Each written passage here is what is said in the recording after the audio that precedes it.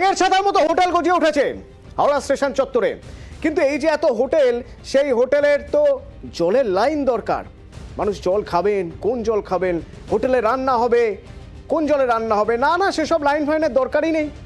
গঙ্গা জল আছে তো পাশেই, মা গঙ্গা, গঙ্গার বুক থেকে জল তুলে নিয়ে সেই জলেই রান্না, সেই জলই খাওয়া।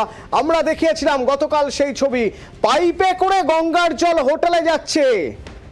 আরো ছবি দেখাবো, আমার প্রতিনিধি দেবাশিস আমার সঙ্গে রয়েছেন সরাসরি। দেবাশিস, কাল আমরা যখন গিয়েছিলাম দেখতে, খবর করতে, আমাদের ক্যামেরায় কি ধরা পড়েছিল?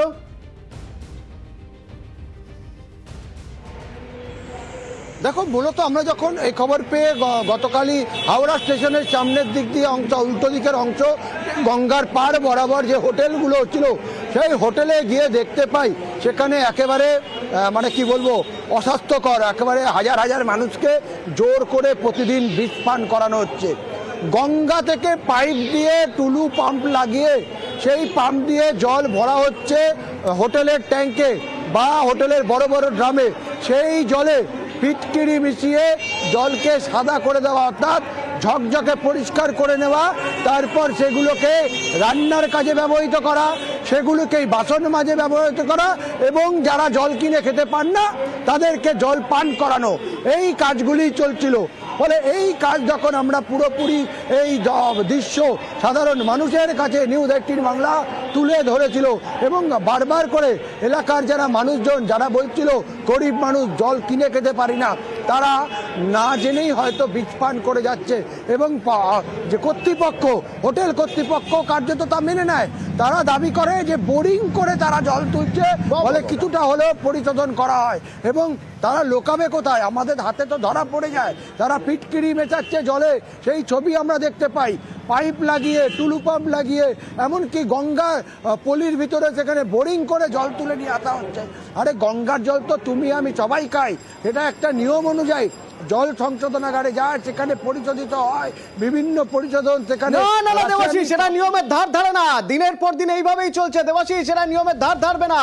গঙ্গার জল কিভাবে সাপ্লাই হচ্ছে দেখুন তো। আমরা যখন গতকাল এই খবর দেখাই, তারপরে আজকের ছবিটা একটু দেখুন তো। দেখুন এবার আজকের ছবি, Howrah city police, port trust police, port থানা পুলিশ এবং আধিকারিকরা, হাওড়া পুরসভার আধিকারিকরা তারা গেলেন এবং তারা গিয়ে খোঁজ নিলেন। কি খোঁজ নিলেন, কি কাজ হবে দেবাশিস?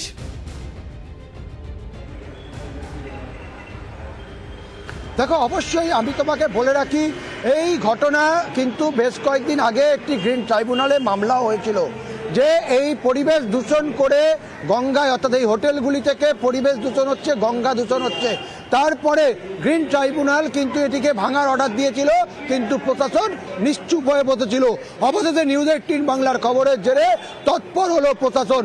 কলকাতা পোর্ট ট্রাস্ট, বন্দর কর্তৃপক্ষ, হাওড়া সিটি পুলিশকে, হাওড়া জেলা শাসকের দপ্তর অর্থাৎ এডিএমকে সঙ্গে নিয়ে, হাওড়া পুরসভাকে সঙ্গে নিয়ে একটি যৌথভাবে আজকে পরিদর্শন করলেন, এবং সরাসরি হোটেল মালিকদের জানিয়ে দেওয়া হলো তারা যেন বেশ কয়েকদিনের মধ্যেই এই হোটেল গুটিয়ে নেয় বা ভেঙে ফেলে, না হলে প্রশাসনের তরফ থেকে কিন্তু দ্রুত এই হোটেলগুলিকে ভেঙে দেওয়া হবে। বেশ কয়েকদিন হাতে গোনা সময় দেওয়া হয়েছে, তার মধ্যে যদি হোটেল না তুলে নেয় সেক্ষেত্রে হোটেল ভেঙে দেওয়া হবে। পোর্ট ট্রাস্ট অর্থাৎ বন্দর কর্তৃপক্ষ, হাওড়া সিটি পুলিশ, হাওড়া প্রশাসনকে সঙ্গে নিয়ে এই কাজ করবে। তবে কেন এতদিন কেন বসেছিলেন? গ্রিন ট্রাইব্যুনাল যেখানে অর্ডার দিচ্ছিল, তারপরেও অর্ডার পেয়েও, আদালতের অর্ডার পেয়েও কেন বসেছিলেন, সেই প্রশ্নটাই উঠছে।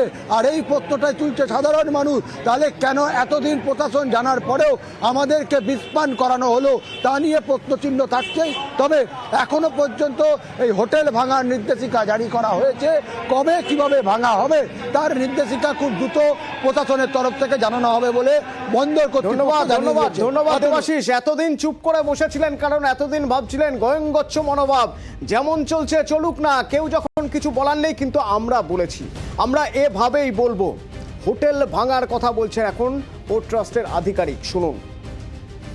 নির্দেশ দেওয়া হলো যে হোটেলগুলো মানে ইলিগালি বসে আছে পোর্টের জায়গায়, তাদেরকে উঠে যেতে বলা হলো। পুলিশ প্রশাসন ছিলেন, এইচএমসি ছিল, পোর্টের লোকজনও ছিলেন, তারা সব ইলিগালি পোর্টের জায়গা বসে আছে, গঙ্গা পলিউশন করছে।